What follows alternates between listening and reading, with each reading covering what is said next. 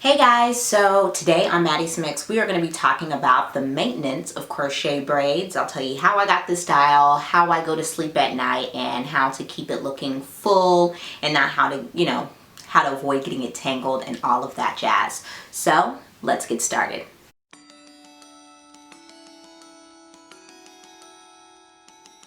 So I got this installed about a week ago. I was looking for a protective style. I'm about to have a baby, so I was looking for something that was super low maintenance, but still really kind of had personality and still had volume. I thought a sew-in was going to be a little bit too much, and I just didn't want to deal with sitting down for so long to get box braids done, I decided to do crochet braids, and I'm so pleased with it.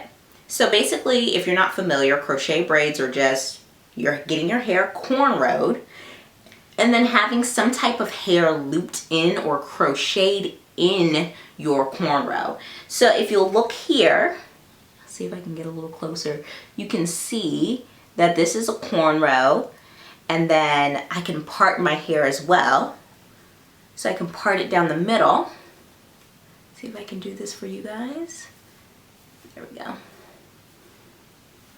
And it looks like this, or I can part it on this side, and it still looks, just be patient with me, I can get it looking normal again. But yeah, so basically I've had it cornrowed and styled in a way where I can part it down the middle, part it on the left or the right side part. So basically, when she did my hair, she cornrowed it back.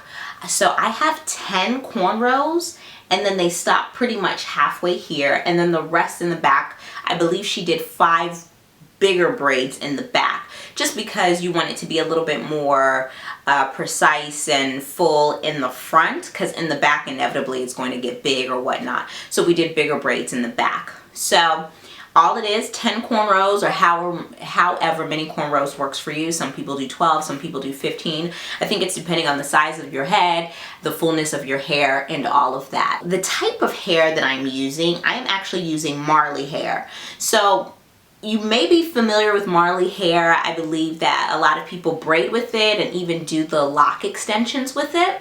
But for me, I just got it. It's just like in a normal pack, just like regular Kanekalon braiding hair or anything. I believe even though it's Marley hair, it's still Kanekalon if I'm not mistaken. But I used Noir, which is the brand, but I used the Janet Collection Marley hair. And this is the color 1B if I'm not mistaken, or 2. I know I didn't want to have anything jet black just because I wanted something that matched my natural hair color, even though I don't have any leave out. Now you can have leave out. You would just like twist or braid your natural hair and then have them cornrow everything else, and then wherever you want leave out so you can blend it in, just similar to like a sew-in, just how you do it, leave out, I didn't do any leave out. Like I said, I don't want to have to deal with any kind of hair at all. I'm having a baby, don't want to deal with it whatsoever. So that is how I tend to, I guess, style my hair, quote unquote, if I'm just leaving it out. I tend to twist it or pin it back, on a day-to-day basis. But for this video, I definitely wanted to leave it out so you guys could see the intensity of it and see how big it is and how I shaped it. Now, when she looped in the hair, we got, like I said, we got the regular pack of hair. It's just like braiding hair. We just like folded it in half, just looped it in. We did not use the typical metal crochet hook. We used a plastic beater, and a beater is just the little plastic tool that you use to put, plastic beads on your braids. We use a plastic beater because it's a little bit more gentle on your hair versus metal going back and forth and causing a little bit more breakage. The beater seemed to work a lot better for me. So also, one thing that I also made sure that I asked for is that my braids weren't tight. Just because this is a protective style and then you're already looping hair through it, you didn't want that to be happening on super tight braids. It's almost like, what's the point if it's going to be a protective style? So we used a beater. The braids were loose. She really braided it in a way where I could part down the middle, down the two sides, and then when I go to bed, all I really do is put this in like 4 to 5 chunky twists. I pull it back, and then I put a satin scarf on it, and that's it. When I get up, I untwist all of the twists, and just how you guys saw me, like, you know, play around with it, I just literally finger styled it. And because it's synthetic hair and not human hair, one, you don't want to put any, and if you do, I mean, you want to put the bare minimum of product in it, and probably not anything more extensive than some oils, and I would probably blend that in with some kind of water. I have not put anything on it. This is about a week old, and like I said, it's a little bit big, I guess you could say, but it's definitely a lot different than dealing. It's very, you know, it's synthetic. It's very different than human hair. It's a little bit more stiff, but I think it's very manageable. You just want to definitely be a little bit much more hands-on and really get your fingers on it, and don't be afraid to finger style or whatnot.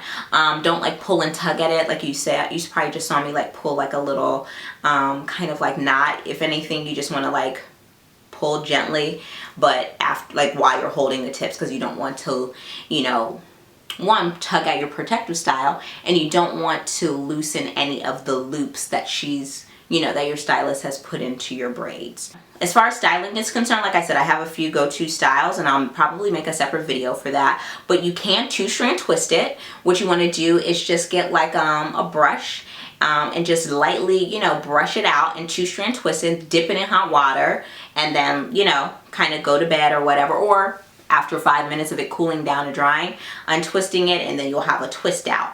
Also, what I've heard and watched and seen on other videos is that you can also curl it with perm rods. That's a little bit more intricate, a little bit more detailed, but the results are absolutely beautiful.